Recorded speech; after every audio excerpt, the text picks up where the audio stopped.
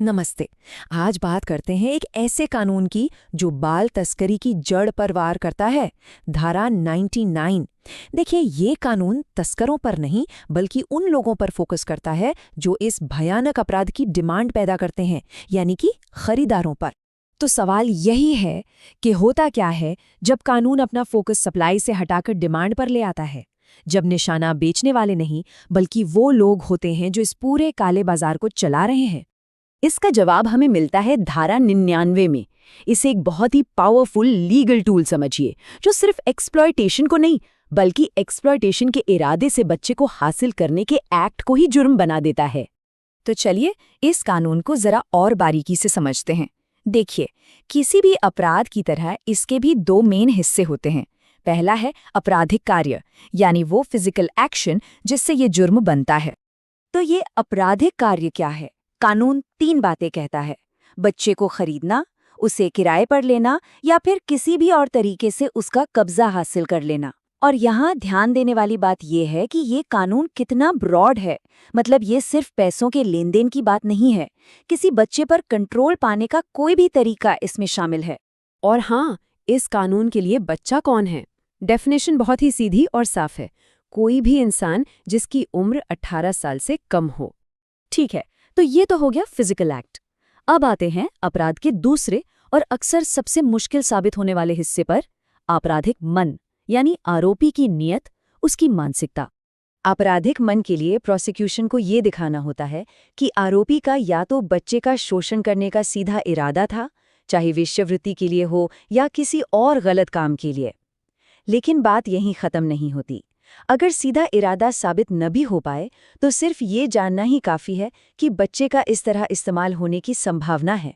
ये एक बहुत बड़ा और ज़रूरी पॉइंट है। और यही इस कानून की सबसे ज़रूरी बात है। ये समझना बहुत क्रिटिकल है कि असल में एक्सप्लॉयटेशन हुआ हो ये ज़रूरी नहीं है। गलत इरादे से बच्चे को हासिल करने का काम अपने आप में एक पूरा जुर्म है। ये एक प्रिवेंटिव लॉ है जो ट्रेजेडी होने से पहले ही एक्शन लेने के लिए बनाया गया है। तो सवाल उठता है कि प्रोसिक्यूशन ये साबित कैसे करेगा कि किसी के दिमाग में क्या चल रहा था? यहीं पर यह कानून अपना सबसे स्मार्ट टूल सामने लाता है। सोचिए जरा, ये इन मामलों में सबसे बड़ी चुनौती होती है ना? किसी की नीयत को साबित करना, ये तो लगभग नामुमकिन सा लगता है। तो कानून इस गुत्थी को सुलझाता कैसे है? यहाँ कानून एक गेम चेंजर लेकर आता है। देखिए, नॉर्मल क्रिमिनल केसेस में प्रोसिक्यूशन की जिम्मेदारी होती है कि वो आरोपी की गलत नीयत को साबित करे। लेकिन धारा 99 के तहत कुछ खास हालात में ये पूरी बाजी पलट जाती है। अगर आरोपी वेश्यावृत्ति के धंधे से जुड़ा है और 18 साल से कम उम्र की लड़की को अपने कब्जे में लेता है, तो कानून ये मान लेता है कि उसकी नीयत गलत ही थी। इसका लीगल असर क्या होता है? इसका मतलब है सबूत का भार आरोपी पर आ जाता है। अब ये उसकी जिम्मेदारी है कि वो साबित करे कि वो बेगुनाह है। प्रोसिक्यूशन को उसका गुनाह साबित नहीं करना। ये एक बहुत ही पावरफुल लीगल शिफ्ट है। तो ये धारा 99 इस तस्करी के पूरे नेटवर्क में कहाँ फिट होती है? इसे समझने के लिए इसे एक ही सिक्के के 2 पहलू की तरह देखिए। तो यहाँ हम देख सकते हैं कि कानून कैसे तस्करी के नेटवर्क के दोनों सिरों को पकड़ता है। एक तरफ है धारा 89 जो सप्लाई साइड पर फोकस करती है, यानी बेचने वाले पर, और दूसरी तरफ है हमारी आज की धारा 99 जो डिमांड साइड यानी खरीदार को निशाना बनाती है। और ये बात भी गौर करने वाली है कि कानून खरीदार के लिए ज़्यादा सख्त सज़ा रखता है। तो सज़ा कितनी सख्त है, चलिए देखते हैं। शुरुआत होती है कम से कम 7 साल की कैद से। और सुनिए, ये कोई सजेशन नहीं है, ये है मैंडेटरी मिनिमम सेंटेंस। इसका मतलब है कि जज साहब किसी भी हालत में इससे कम की सज़ा नहीं दे सकते। और ये सज़ा बढ़कर 14 साल तक भी जा सकती है। तो आप रेंज देख रहे हैं, 7 साल से लेकर 14 साल तक। इस अपराध की गंभीरता को और समझने के लिए कानून इसे संज्ञेय और गैर जमानती कहता है। अब इसका मतलब क्या है?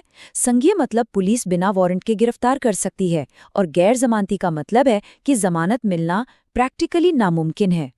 तो इन सब लीगल डिटेल से हटकर आखिर में बात करते हैं कि इस कानून का असल मकसद क्या है, इसका मैसेज क्या है। तो इन सब का निचोड़ क्या है? देखिए, धारा 99 सिर्फ सजा देने के लिए नहीं है। इसका असली मकसद है बच्चों की डिग्निटी और सेफ्टी को बचाना। शोषण होने से पहले खरीद फरोख्त के पॉइंट पर ही उसे रोक देना, एक्सप्लॉयटेशन के पीछे जो इकोनॉमिक नेटवर्क है उसे तोड़ना, और आखिर में सबसे बुनियादी मानवाधिकारों की रक्षा करना। आखिर में धारा 99 पूरे समाज को एक बहुत ही साफ और मजबूत संदेश देती है। बच्चे किसी भी हाल में खरीदी या बेची जाने वाली कोई चीज नहीं है। ये एक ऐसा सिद्धांत है जिसे हमें न सिर्फ याद रखना है, बल्कि जिसकी हिफाजत के लिए हमेशा खड़े